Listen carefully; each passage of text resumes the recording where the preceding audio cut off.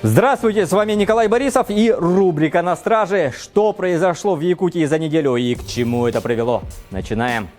В микрорайоне Марха в Якутске произошел пожар в частном доме по улице Новоподгорная. Погибла женщина и ее 4-летний ребенок. Следственный комитет возбудил уголовное дело. Согласно данным экспертных исследований, причиной смерти женщины и ребенка стало отравление угарным газом. Предварительная причина возгорания – короткое замыкание электропроводки холодильника.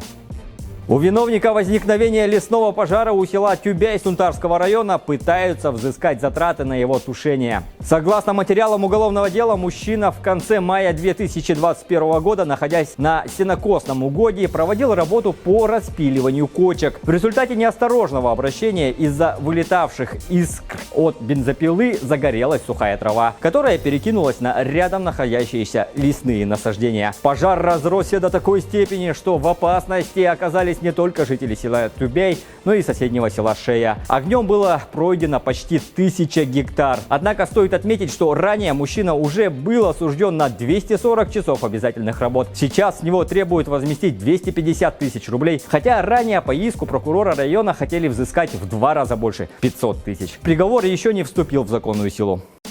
Бывший инженер службы канализирования АО «Водоканал» признан виновным в трагедии, которая произошла летом прошлого года. Во время ремонта коллектора погибло 2 человека. Один попал в больницу. Следственный комитет расскажет, как было дело. Следствием и судом установлено, что 29 июня минувшего года мужчина, являясь ответственным лицом за выполнение работ слесарей на канализационном коллекторе, допустил бригаду слесарей к работам по вскрытию крышек люков смотровых колодцев и их очистке от досок и утеплителя.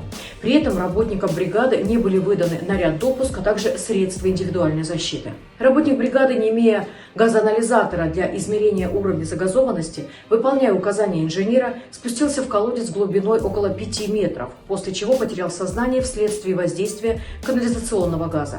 Позже второй работник предприятия попытался оказать помощь коллеге, однако также потерял сознание. Третий сотрудник, слесарь-ремонтник, используя страховочный трос, спустился следом, но почувствовал недомогание и был сразу извлечен из колодца другими работниками. Позже 2 мужчин, которые первыми спустились в колодец, скончались.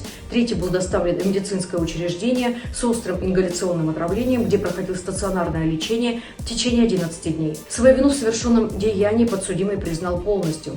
Следствием проведен комплекс следственных действий, направленных на сбор и закрепление доказательственной базы, которая легла в основу обвинительного приговора. Приговором суда подсудимый признан виновным и приговорен к 2 годам лишения свободы условно.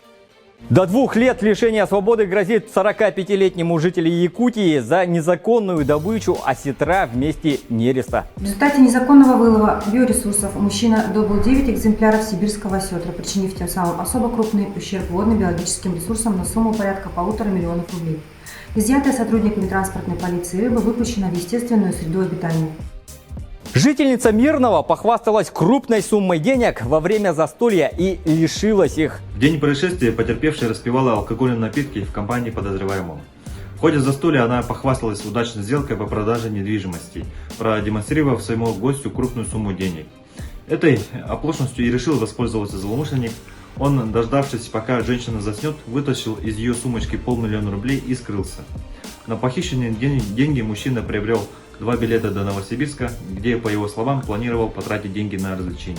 Часть денег изъята. Безработному прожигателю жизни грозит 6 лет тюрьмы по статье «Кража». В Якутске раскрыта кража цветов из квартиры. Столичным полицейским обратилась женщина с заявлением о краже букета роз стоимостью около 4000 рублей, которые ей подарили на Международный женский день. Она пояснила, что ранее сдавала квартиру в аренду. Злоумышленницей оказалась знакомая арендатора, которая пришла за вещами последнего и, не удержавшись, прихватила чужой букет. На этом пока все. Доверяйте только проверенной информации и берегите себя.